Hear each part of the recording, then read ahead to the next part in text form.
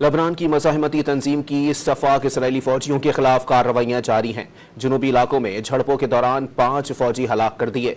सेहूनी फ़ौज ने 5 एहलकारों की हलाकतों की तस्दीक कर दी है।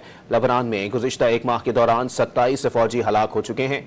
हिज़्बुल्लाह ने एक बयान में वाज़ेह किया है कि निहत्ते शहरियों पर हमलों के जवाब में दुश्मन फ़ौज के खिलाफ कार्रवाइयाँ जारी रहेंगी।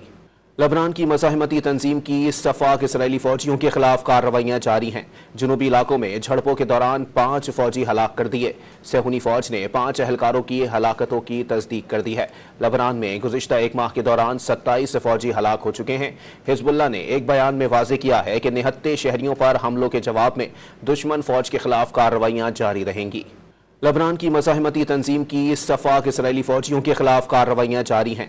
जनूबी इलाकों में झड़पों के दौरान 5 फ़ौजी हलाक कर दिए। सेहूनी फ़ौज ने 5 एहलकारों की हलाकतों की तस्दीक कर दी है। लबनान में गुज़िश्ता एक माह के दौरान 27 फ़ौजी हलाक हो चुके हैं।